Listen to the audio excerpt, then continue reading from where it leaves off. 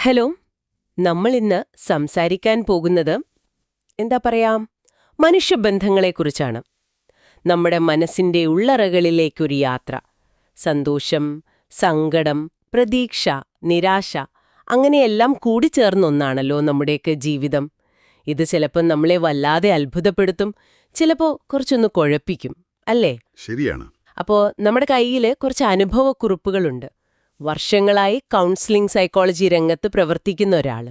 അദ്ദേഹം കണ്ടുമുട്ടിയ ആളുകൾ, അവരുടെ ജീവിതങ്ങൾ, അതിൽ നിന്നൊക്കെയുള്ള ചില ചിന്തകളാണ്. അതെ, വെറും കഥകളല്ല, ജീവിക്കുന്ന യാഥാർത്ഥ്യങ്ങൾ. അതെ, ഇതിലൂടെയൊന്ന് പോകുമ്പോൾ ഒരുപക്ഷെ നിങ്ങൾക്ക് തന്നെ അല്ലെങ്കിൽ നിങ്ങൾക്കറിയുന്ന ആരുടെയെങ്കിലും ജീവിതവുമായിട്ട് എന്തെങ്കിലും സാമ്യം തോന്നിയേക്കാം. എന്തുകൊണ്ടാണ് ചില ബന്ധങ്ങൾ ഇങ്ങനെ നല്ല ഊഷ്മളമായിട്ട് പോകുമ്പോൾ വേറെ ചിലത് തകർന്നു പോകുന്നത്? സന്തോഷമായിട്ടിരിക്കേണ്ട ആളുകൾ എന്തിനാണ് ചിലപ്പോൾ വിഷാദത്തിലേക്ക് വീണു പോകുന്നത്? അപ്പോൾ നമുക്ക് ഈ കുറിപ്പുകളിലേക്ക് കുറച്ചുകൂടി ആഴത്തിലൊന്ന് പോയാലോ? തീർച്ചയായും പോകാം. കാരണം ഈ കുറിപ്പുകൾ ശരിക്കും പറഞ്ഞാൽ നമ്മൾ പുറത്ത് കാണുന്ന ഒരു കാഴ്ച മാത്രമല്ല തരുന്നത്. ഓഹോ. പലപ്പോഴും പുറമേ നല്ല ശാന്തമായിട്ട് തോന്നും, പക്ഷെ ഉള്ളിൽ വലിയ കൊടുങ്കാറ്റായിരിക്കും. അങ്ങനെയുള്ള കാര്യങ്ങൾ, വ്യക്തികൾ അറിയാതെ പോകുന്ന അവരുടെ ഉള്ളിലെ ചില സംഘർഷങ്ങൾ, അതിനെക്കുറിച്ചൊക്കെ ഇത് പറയുന്നുണ്ട്. അതെ. ഈ കുടുംബ പശ്ചാത്തലം, പിന്നെ സമൂഹത്തിൽ നിന്നുള്ള സമ്മർദ്ദങ്ങൾ, ഓരോരുത്തരുടെയും ചിന്താഗതികൾ, എന്തിനേറെ പറയുന്നു, ചിലപ്പോൾ തലമുറകളായിട്ട് കിട്ടുന്ന ചില ശീലങ്ങൾ പോലും നമ്മുടെയൊക്കെ മാനസികാരോഗ്യത്തെയും ബന്ധങ്ങളെയും ഒക്കെ എങ്ങനെയാണ് സ്വാധീനിക്കുന്നത് എന്ന് നമുക്കിതിലൂടെ ഒന്ന് നോക്കാം. അപ്പോൾ ആദ്യം തന്നെ കുടുംബം, അല്ലേ? പൂർണ്ണചന്ദ്രന്റെ പൂനിലാവ്, അങ്ങനെയൊക്കെയാണ് നമ്മൾ കുടുംബത്തെക്കുറിച്ച് പറയാറ്. സന്തോഷം നിറയേണ്ട ഒരിടം. അതെ. പക്ഷേ ഈ കുറിപ്പുകൾ പറയുന്നത് പലപ്പോഴും അതൊരു യുദ്ധക്കളം പോലെ ആകുന്നു എന്നാണ്. ഭൗതികമായ കാര്യങ്ങൾക്ക് പുറകെ ഇങ്ങനെ ഓടുമ്പോൾ ആളുകൾ തമ്മിലുള്ള ആ ഒരു മാനസികമായ അടുപ്പം അത് നഷ്ടപ്പെടുന്നുണ്ടോ? അതാണോ പ്രശ്നം? അതൊരു പ്രധാനപ്പെട്ട നിരീക്ഷണം തന്നെയാണ്. ഈ സൈക്കോളജിസ്റ്റ് എടുത്തു പറയുന്ന ഒരു കാര്യം, ഈ ബന്ധങ്ങളുടെ തുടക്കത്തിൽ ഒരു മധുവിധ കാലം ഉണ്ടാവുമല്ലോ. ആ ഒരു ഹണിമൂൺ പീരിയഡ്. അതെ. അപ്പോൾ ഭയങ്കര ഇഷ്ടമായിരിക്കും, ഭയങ്കര അടുപ്പമായിരിക്കും. പക്ഷെ അത് സ്വാഭാവികമായും കുറച്ചു കഴിയുമ്പോൾ ഒരു യാഥാർത്ഥ്യ ബോധത്തിലേക്ക് വരും. ശരിയാണ്. അവിടെയാണ് ശരിക്കും പറഞ്ഞാൽ പക്വതയോടെയുള്ളൊരു വിട്ടുവീഴ്ച, ഒരു കോംപ്രമൈസ്. പിന്നെ പരസ്പരം അവരുടെ കുറവുകളോട് തന്നെ അങ്ങ് അംഗീകരിക്കാനുള്ളൊരു മനസ്സ്. ആക്സെപ്റ്റൻസ്. അതെ, ആക്സെപ്റ്റൻസ്. അത് വേണം. ഇത് പറ്റാതെ വരുമ്പോഴാണ് പങ്കാളിയുടെ ചെറിയൊരു കുറവ് പോലും വലുതാക്കി കാണുന്നത്. ഓഹോ. അപ്പോ ഈ വിവാഹമോചനങ്ങൾ കൂടുന്നുണ്ട്. ശരിയാണ്. അതുപോലെ പുറമേ ചിരിച്ച് പക്ഷേ ഉള്ളിൽ വിഷമിച്ച് ജീവിക്കുന്നവർ ഒരുപാട് പേരുണ്ട്. അതെ. ഇതിനൊക്കെ കാരണം ഒരു പരിധിവരെ ഈ പൊരുത്തപ്പെടാൻ പറ്റാത്തതാണ്.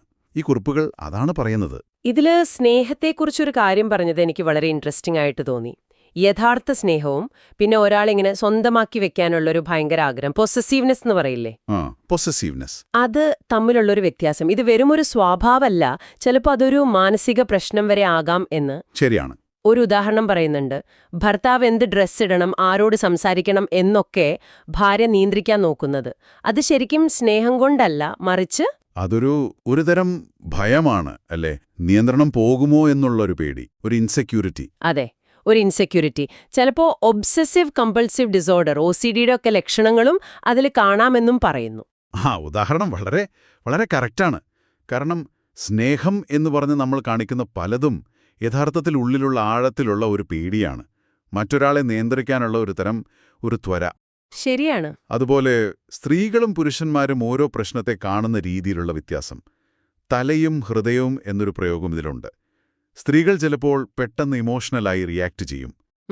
പുരുഷന്മാർ കുറച്ചുകൂടി ലോജിക്കലായിട്ട് ചിന്തിക്കാൻ ശ്രമിക്കും. ഇതെപ്പോഴും ഇങ്ങനെ ആവണം എന്നില്ലാട്ടോ, പൊതുവേ പറയുന്നതാണ്. വ്യക്തികൾക്കനുസരിച്ച് മാറും. തീർച്ചയായും. അപ്പോൾ ഈ വ്യത്യാസങ്ങൾ മനസ്സിലാക്കാതെ വരുമ്പോഴാണ് പ്രശ്നം, തെറ്റിദ്ധാരണകളൊക്കെ വരുന്നത്. സ്നേഹത്തോടെയുള്ള ചെറിയ പിണക്കങ്ങളൊക്കെ നല്ലതാണ്, പക്ഷേ ദേഷ്യവും വെറുപ്പുമൊക്കെ ആവുമ്പോൾ. അതെ, ദേഷ്യവും വെറുപ്പും. വെറുപ്പ് സ്നേഹവിരാമം എന്നൊരു വാക്ക് തന്നെയുണ്ട്. അത് ബന്ധം തീർന്നു എന്നുള്ളതിന്റെ സൂചനയാണ്. പിന്നെ ഈഗോ, വാശി, അതൊക്കെ ശത്രുതയിലേക്ക് കൊണ്ടെത്തിക്കും. ഈ ബന്ധങ്ങളിലെ പ്രശ്നങ്ങൾ ഇങ്ങനെ തലമുറകളായിട്ട് കൈമാറി വരുന്നുണ്ടോ? കാരണം അടുത്തത് ഈ കുറിപ്പുകൾ പറയുന്നത് തലമുറകൾ തമ്മിലുള്ള ഒരു ഗ്യാപ്പിനെ കുറിച്ചാണ്, വെല്ലുവിളികളെക്കുറിച്ചാണ്. ഇന്നത്തെ കുട്ടികളുടെ ഒരു അറിവില്ലായ്മയെക്കുറിച്ച് പറയുന്ന ഒരു ഭാഗമുണ്ട്. മണ്ണിൽ പടരുന്ന യന്ത്രമോഹം എന്ന്. നെല്ല് കണ്ടിട്ടില്ല, ചിരട്ട എന്താണെന്നറിയില്ല. അങ്ങനെയുള്ള എഞ്ചിനീയറിംഗ് സ്റ്റുഡൻസ് ഇത് വെറുതെ ചിരിക്കാനുള്ള കാര്യമാണോ അതോ? അതൊരു വലിയ ആശങ്കയായിട്ടാണ് ഈ സൈക്കോളജിസ്റ്റ് പറയുന്നത്. ടെക്നോളജി വേണം, നമുക്ക് മുന്നോട്ട് പോകാൻ അത് അത്യാവശ്യമാണ്. പക്ഷേ അതിന്റെ ഒരു അമിതമായ ഉപയോഗം കുട്ടികളുടെ ഒരു ബേസിക് ആയിട്ടുള്ള വളർച്ചയെ അത് ബാധിക്കുന്നുണ്ടോ? അതാണ് ചോദ്യം. ശരിയാണ്. മണ്ണിലിറങ്ങാതെ, പ്രകൃതിയെ അറിയാതെ, കണക്ക്, വായന, എഴുത്ത് അതൊക്കെ ശരിക്കും പഠിക്കുന്നതിന് മുന്നേ സ്ക്രീനിലേക്ക് ഒതുങ്ങുമ്പോൾ അവരുടെ തലച്ചോറിന്റെ ആ ഒരു നോർമൽ ഡെവലപ്മെന്റിന് ചിലപ്പോൾ അത് തടസ്സമായേക്കാം. ഓഹോ, പലപ്പോഴും നമ്മൾ ലേണിംഗ് ഡിസബിലിറ്റി എന്നൊക്കെ പറഞ്ഞ് മുദ്രകുത്തുന്ന കുട്ടികളില്ലേ? ഉണ്ട്. അവരിൽ പലരും ശരിക്കും പറഞ്ഞാൽ അടിസ്ഥാന കാര്യങ്ങളിൽ കുറച്ച് പിന്നോട്ട് പോയവരായിരിക്കാം. അവർക്ക് കുറച്ച് ശ്രദ്ധയും ട്രെയിനിങ്ങും കൊടുത്താൽ ഒരുപക്ഷെ അവർക്ക് മെച്ചപ്പെടാൻ പറ്റും. ശരിയാണ്. പക്ഷെ അതിനു പകരം കൂടുതൽ കോംപ്ലിക്കേറ്റഡ് ആയ ടെക്നോളജിയിലേക്ക് അവരെ വീണ്ടും തള്ളിവിടുന്നത് അത് ഗുണം ചെയ്യുമോ ദോഷം ചെയ്യുമോ എന്ന് നമ്മൾ ആലോചിക്കണം. ഈ നിരീക്ഷണങ്ങൾ അതാണ് പറയുന്നത്. ഇത് യുവജനങ്ങളുടെ കാര്യത്തിലും വരുന്നുണ്ട്. അസ്വസ്ഥതയുടെ മുഖപടം മാറ്റാം എന്ന ഭാഗത്ത് പറയുന്നു, അവസരങ്ങളൊക്കെ കുറയുമ്പോൾ അല്ലെങ്കിൽ അവഗണിക്കപ്പെടുമ്പോൾ യുവാക്കൾക്കൊരു നിരാശ, ഒരു വഴിതെറ്റിപ്പോകാനുള്ള സാധ്യത കൂടുന്നുവെന്ന്. ശരിയാണ്. ലിയനാർഡോ ഡാവിഞ്ചിയുടെ ഒരു ഉദാഹരണം ഇവിടെ പറയുന്നുണ്ട്. തെറ്റായ വഴിക്ക് പോകാൻ സാധ്യതയുണ്ടായിരുന്ന ഒരാളുടെ എനർജി അതിനെ ക്രിയേറ്റീവായ വഴിക്ക് തിരിച്ചുവിട്ടപ്പോ ലോകത്തിനതൊരു മുതൽക്കൂട്ടായില്ലേ? അതെ. അപ്പൊ എല്ലാവരിലും ആ ഒരു സാധ്യതയുണ്ട്. പക്ഷെ അത് കണ്ടുപിടിക്കാനും പ്രോത്സാഹിപ്പിക്കാനും നമ്മൾ തയ്യാറാവുന്നുണ്ടോ? അതൊരു വലിയ ചോദ്യമാണ്. ആ ക്രിയേറ്റീവായ വഴി കാണിച്ചു കൊടുത്തില്ലെങ്കിൽ ആ എനർജി ചിലപ്പോൾ നശിപ്പിക്കുന്ന കാര്യങ്ങളിലേക്ക് തിരിയും. തീർച്ചയായും. ഇത് പ്രണയബന്ധങ്ങളിലും കാണാം. ബന്ധങ്ങൾക്ക് മുറിവേൽപ്പിക്കുന്ന പ്രണയസായുജ്യം എന്ന ഭാഗത്ത് വീട്ടുകാരുടെ സമ്മതമില്ലാതെ ഒളിച്ചോടി കല്യാണം കഴിക്കുന്നവരുടെ പ്രശ്നങ്ങൾ പറയുന്നുണ്ട്. പിന്നെ പരാജയപ്പെടുന്ന പ്രേമവിവാഹങ്ങൾ എന്ന അധ്യായത്തിൽ എന്തിനാണിത്ര ആവേശത്തിൽ ഒന്നിച്ചവർക്ക് പിന്നീട് ഒരുമിച്ചു പോകാൻ പറ്റാതെ വരുന്നത്? അതെ, എന്തുകൊണ്ടാണ്? ഈ പ്രണയത്തിന്റെ തുടക്കത്തില് ഭയങ്കര ഒരു ഇന്റൻസിറ്റി ഉണ്ടാവുമല്ലോ. അതെ. അതിന് പിന്നില് ഡോപ്പോമിൻ പോലുള്ള ഹോർമോണുകൾക്ക് വലിയ പങ്കുണ്ട്. ഓഹോ. പക്ഷേ കാലം കഴിയുമ്പോൾ ഈ ഹോർമോണുകളുടെ സ്വാധീനം കുറയും. അപ്പോ ആളുകളുടെ യഥാർത്ഥ സ്വഭാവം, ജീവിതത്തിലെ യാഥാർത്ഥ്യങ്ങൾ അതൊക്കെ മുന്നോട്ട് വരും. ശരിയാണ്. അപ്പോൾ ആ പക്ഷത്തിലൊരു ബ്ലൈൻഡായിട്ടുള്ള ആരാധനയൊക്കെ മാറിയിട്ട് പരസ്പരം മനസ്സിലാക്കാനും അഡ്ജസ്റ്റ് ചെയ്യാനുമൊക്കെയുള്ള ഒരു കഴിവ് വേണം. അതാണ് പ്രധാനം. അതെ. പലപ്പോഴും ആ ഒരു യാഥാർത്ഥ്യബോധം ഇല്ലാതെ വരുമ്പോഴാണ് ഈ ബന്ധങ്ങളൊക്കെ തകരുന്നത്. ഈ പറയുന്ന ബന്ധങ്ങളിലെ പ്രശ്നങ്ങൾ, തലമുറകളിലെ പ്രശ്നങ്ങൾ, ഇതൊക്കെ വ്യക്തികളുടെ മാനസികാരോഗ്യത്തെ വല്ലാതെ ബാധിക്കുന്നുണ്ടാവും അല്ലേ? അതെ. അടുത്തതായിട്ട് ഈ കുറിപ്പുകൾ പോകുന്നത് അങ്ങനെയുള്ള മനസ്സിന്റെ ചില ഇരുണ്ട ഭാഗങ്ങളിലേക്കാണ്. അതെ. ഉദാഹരണത്തിന് മദ്യാസക്തി. ഭർത്താവിന്റെ മദ്യസൽക്കാരം എന്നൊരു ഭാഗമുണ്ട്. പ്രസാദ് എന്നൊരാളുടെ കഥ. അത് വായിക്കുമ്പോൾ ശരിക്കും ആ കുടുംബം അനുഭവിക്കുന്ന ഒരു വേദന അത് നമുക്ക് ഫീൽ ചെയ്യും. ശരിയാണ്. പ്രസാദിന്റെ കഥ അത് ഒരു ഒറ്റപ്പെട്ട സംഭവമായിട്ട് കാണാൻ പറ്റില്ല. മദ്യാസക്തിക്ക് പിന്നിൽ പല കാര്യങ്ങളുണ്ട്. ചിലപ്പം പാരമ്പര്യമായിട്ട് കിട്ടുന്നൊരു സാധ്യതയുണ്ടാവാം. ജനറ്റിക് പ്രീഡിസ്പൊസിഷൻ. അതെ. പിന്നെ സമൂഹത്തുനിന്നുള്ള പ്രഷർ, കൂട്ടുകെട്ടുകൾ, ചിലപ്പോൾ വീട്ടിൽ നിന്ന് തന്നെ അതിനൊരു പ്രോത്സാഹനം കിട്ടിയെന്നും വരാം. ഓഹോ. പ്രസാദിന്റെ കാര്യത്തില് അച്ഛൻ മദ്യപിക്കുമായിരുന്നു, അതൊരു സാധ്യതയാണ്. പിന്നെ കൂട്ടുകാരുടെ കൂടെ കൂടി ശീലമായി. പക്ഷെ ഏറ്റവും അപകടം എന്താണെന്ന് വെച്ചാൽ ഭാര്യയുടെ ഒരു സമ്മതത്തോടെ വീട്ടിലിരുന്ന് കുടിക്കാൻ തുടങ്ങി. അതെ. അതോടെ കൺട്രോൾ മുഴുവൻ പോയി. ഇത് അയാളെ മാത്രമല്ലല്ലോ ബാധിക്കുന്നത്. ഭാര്യ, കുട്ടികൾ, അവരെയൊക്കെ മാനസികമായിട്ടും ശാരീരികമായിട്ടും സാമ്പത്തികമായിട്ടും ഒക്കെ തകർത്തു. ശരിയാണ്. പിന്നെ മദ്യപാനത്തെ ഒരു അസുഖമായിട്ട് കാണാതെ അതയാളുടെ ഒരു കഴിവുകേടാണ്, ഒരു മോശം സ്വഭാവമാണ് എന്ന് സമൂഹം കാണുന്നതും പ്രശ്നം കൂട്ടുന്നുണ്ട്. മദ്യസക്തി പോലെ തന്നെ ഈ ബന്ധങ്ങളെ വല്ലാതെ വിഷമിപ്പിക്കുന്ന ഒന്നാണ് സംശയരോഗം അല്ലേ? പാരനോയ. അതെ, പാരനോയ. അതായത് ഒരടിസ്ഥാനവുമില്ലാതെ മറ്റുള്ളവരെന്നെ എന്തോ ചെയ്യാൻ വരുന്നു, ചതിക്കാൻ നോക്കുന്നു എന്നൊക്കെ ഒരു തോന്നല്. 6-ാം അധ്യായത്തിലെ രേണുകയുടെ കഥ. രേണുക. പിന്നെ 13-ാം അധ്യായത്തില് ഭർത്താവിനെതിരെ എപ്പോഴും എന്തെങ്കിലുമൊക്കെ കള്ളം പറയുന്ന ഭാര്യ. ഇതൊക്കെ ഇതിന് ഉദാഹരണങ്ങളാണല്ലോ. എങ്ങനെയാണ് ചെറിയ സംശയം ഇത്ര വലിയ പ്രശ്നമാവുന്നത്? രേണുകയുടെ കാര്യം നോക്കിയാൽ നല്ല വിദ്യാഭ്യാസമുണ്ട്, ജോലിയുണ്ട്. പക്ഷേ ഭർത്താവിന് എന്നോട് സ്നേഹമില്ല, എന്നെ കൊല്ലാൻ നോക്കുന്നു, വേറെ സ്ത്രീകളുമായി ബന്ധമുണ്ട്, ഇങ്ങനെയൊക്കെ ഭയങ്കരമായ ഒരു അടിസ്ഥാനവുമില്ലാത്ത സംശയങ്ങളാണ്. അയ്യോ. ഡോക്ടർ കൊടുത്ത മരുന്ന് പോലും അത് ഭർത്താവ് എന്നെ കൊല്ലാൻ തന്ന വിഷമാണെന്നാണ് അവർ വിശ്വസിച്ചത്. അപ്പോൾ ആ ചിന്തകൾക്ക് റിയാലിറ്റിയുമായിട്ടൊരു ബന്ധവും ഇല്ലാതാകുമ്പോഴാണ് അതൊരു പാരനോയിഡ് സ്കിസോഫ്രേനിയ പോലെയുള്ള വലിയ മാനസിക രോഗങ്ങളായി മാറുന്നത്. ഇതിന് ശരിക്കും ചികിത്സ വേണം. പലപ്പോഴും ഇത് കണ്ടുപിടിക്കാൻ വൈകും. അതാണ് പ്രശ്നം. ഈ സംശയം പോലെ തന്നെ ആളുകളെ സൈലന്റായി കൊല്ലുന്ന ഒന്നാണ് ഡിപ്രഷൻ, വിഷാദരോഗം. ശരിയാണ്. ഈ കുറിപ്പുകളിൽ അതിനെക്കുറിച്ചും പറയുന്നുണ്ട്. അതോടൊപ്പം ഈ ഫോബിയകൾ, അകാരണമായ ഭയങ്ങൾ. ഫോബിയ. നിരാശയുടെ നിശബ്ദഭാവം എന്നതിൽ ലൈംഗികതയോടുള്ള പേടി, ഇറോട്ടോഫോബിയ. പിന്നെ കല്യാണം കഴിക്കാൻ പേടി, ഗാമോഫോബിയ, വിവാഹഭീതി. ഇതിനൊക്കെ പിന്നിൽ പലപ്പോഴും കുട്ടിക്കാലത്തെ മോശം അനുഭവങ്ങളുണ്ടാവാം, അല്ലേ? തീർച്ചയായും. പിടിവിട്ട മനസ്സുകൾ മരവിക്കുന്നു എന്ന ഭാഗത്ത് അതാണ് പറയുന്നത്. അതെ, ഈ ലൈംഗിക ചൂഷണം പോലുള്ള കാര്യങ്ങൾ. അതെ, കുട്ടിക്കാലത്തുണ്ടാവുന്ന വലിയ ആഘാതങ്ങൾ, പ്രത്യേകിച്ചും നമ്മൾ വിശ്വസിക്കുന്നവരിൽ നിന്നുള്ള ചതി, ശാരീരികവും മാനസികവുമായ ഉപദ്രവങ്ങൾ, അതൊക്കെ മനസ്സിൽ വലിയ മുറിവുകളുണ്ടാക്കും. അത് പിന്നീട് പലതരം പേടികളായിട്ടും ഉത്കണ്ഠയായിട്ടും ഡിപ്രഷനായിട്ടും ഒക്കെ പുറത്തുവരാം. ഭയത്തെക്കുറിച്ച് പറയുമ്പോൾ ഭയം ഒരു അസ്വാഭാവിക വികാരമെന്ന ഭാഗം ഈ കുറിപ്പുകൾ ഓർമ്മിപ്പിക്കുന്നത് നമ്മുടെ ഭയം പലപ്പോഴും യാഥാർത്ഥ്യവുമായിട്ട് അത്ര ബന്ധമുള്ളതായിരിക്കില്ല എന്നാണ്. ഓഹോ. ഉദാഹരണത്തിന്, ദുരന്തങ്ങൾ മനസ്സിലുണർത്തുന്ന ഭീതി. കോവിഡൊക്കെ വന്ന സമയത്ത് ഓർക്കുന്നു. രോഗം വരാത്തവർക്ക് പോലും ഭയങ്കരമായ പേടിയായിരുന്നില്ലേ? അതെ അതെ. അത് സ്വാഭാവികമാണ്. പക്ഷെ അത് നിയന്ത്രിക്കാൻ പറ്റാതെ വരുമ്പോൾ നമ്മുടെ ജീവിതത്തെ അത് ബാധിക്കും. പിന്നെ ഏറ്റവും സീരിയസ് ആയിട്ട് കാണേണ്ട ഒന്നാണ് ഈ ആത്മഹത്യയെക്കുറിച്ചുള്ള ചിന്തകൾ. ശരിയാണ്, ആത്മഹത്യ തുടർചിന്തകളിലൂടെ. അതെ, അതിന്റെ സൂചനകൾ, അത് നേരത്തെ മനസ്സിലാക്കേണ്ടതിന്റെ പ്രാധാന്യം, അങ്ങനെയുള്ളവരെ നമ്മളൊന്ന് കേൾക്കാൻ തയ്യാറാകേണ്ടതിന്റെ ആവശ്യം, അതൊക്കെ ഈ കുറിപ്പുകൾ എടുത്തു പറയുന്നുണ്ട്. ഇത്രയധികം പ്രശ്നങ്ങളും ബുദ്ധിമുട്ടുകളുമൊക്കെ കേൾക്കുമ്പോൾ ചിലപ്പോൾ ഒരു നിരാശ തോന്നാം.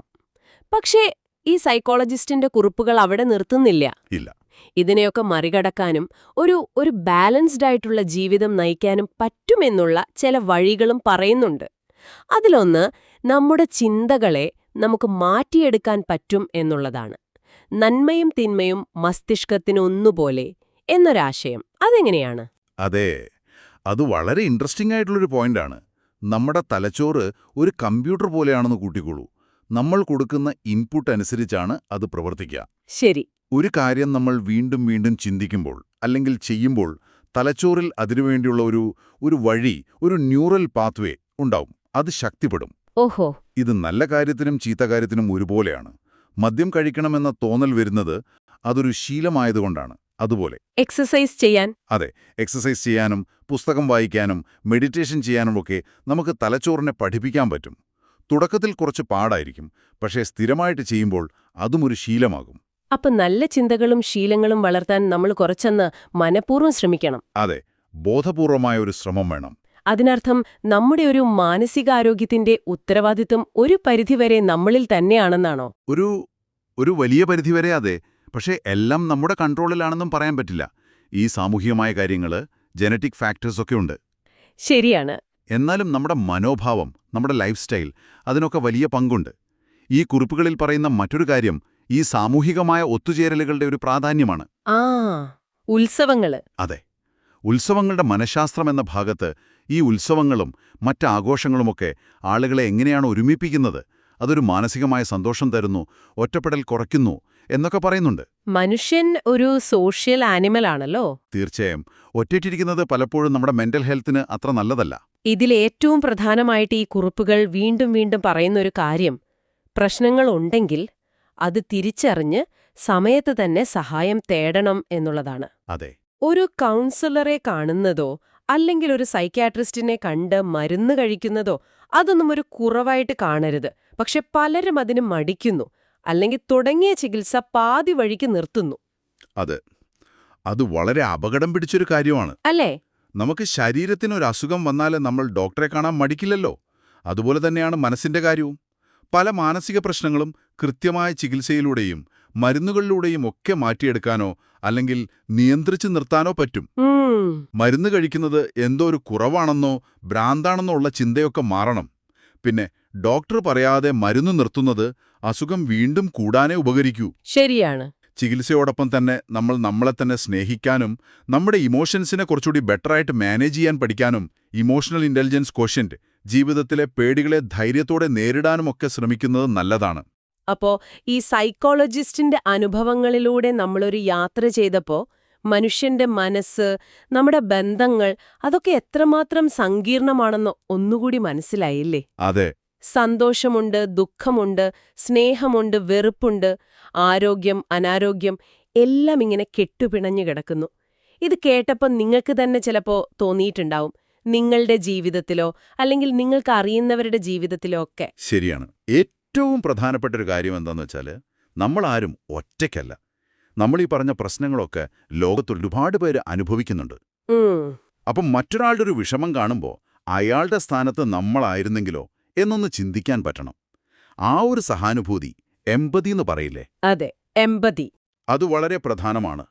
പരസ്പരം ഒന്ന് കേൾക്കാനും ഒരു താങ്ങാവാനും ചിലപ്പോൾ ശരിയായ സഹായം എവിടെ കിട്ടുമെന്ന് പറയാനുമൊക്കെ നമുക്ക് പറ്റണം. സ്നേഹത്തോടെയുള്ള ഒരു വാക്കിന്, ഒരു തലോടലിനൊക്കെ ചിലപ്പോൾ വലിയ മാറ്റങ്ങൾ കൊണ്ടുവരാൻ പറ്റും. പിന്നെ നന്മയും തിന്മയും മസ്തിഷ്കത്തിന് ഒന്നുപോലെ സ്വീകാര്യമാണെങ്കിൽ നല്ലത് തെരഞ്ഞെടുക്കാൻ നമുക്കൊരവസരം എപ്പോഴും ഉണ്ട് എന്നൊരു പ്രതീക്ഷയും ഇത് തരുന്നുണ്ട്. തീർച്ചയായും. അത് നമ്മൾ എങ്ങനെ ഉപയോഗിക്കുന്നു എന്നതിലാണ് കാര്യം. അതെ. നിങ്ങൾ ഈ കേട്ട കാര്യങ്ങളെക്കുറിച്ച് ഒന്നുകൂടി ഒന്ന് ആലോചിച്ചു നോക്കൂ. ഈ കുറിപ്പുകളിലെ ഓരോ അനുഭവവും ഓരോ നിരീക്ഷണവും നമ്മളോട് എന്താണ് ശരിക്കും പറയുന്നത്? ഒരുപക്ഷേ നമ്മുടെ തൊട്ടടുത്ത് അല്ലെങ്കിൽ കൂട്ടുകാർക്കിടയിൽ, കുടുംബത്തിൽ, പുറമേ നല്ല സന്തോഷമായിട്ട് ജീവിക്കുന്നു എന്ന് നമ്മൾ കരുതുന്ന ആരുടെയെങ്കിലും ഉള്ളിൽ വലിയ വിഷമങ്ങളുണ്ടാവാം. അപ്പോ അവരുടെ പെരുമാറ്റത്തിൽ കാണുന്ന ചില വ്യത്യാസങ്ങളെ നമ്മൾ മുൻവിധിയോടെ കാണാതെ അതിനു പിന്നിൽ എന്തെങ്കിലും ഒരു കാരണമുണ്ടാവാം എന്ന് ചിന്തിക്കാൻ ഇനി നമുക്ക് സാധിക്കുമോ? മറ്റുള്ളവരുടെ മാനസികാരോഗ്യത്തെക്കുറിച്ച് സംസാരിക്കുമ്പോൾ കുറച്ചുകൂടി ഒരു കരുതലും സ്നേഹവും കാണിക്കാൻ ഈ സംസാരം നമ്മളെ സഹായിക്കുന്നുണ്ടോ?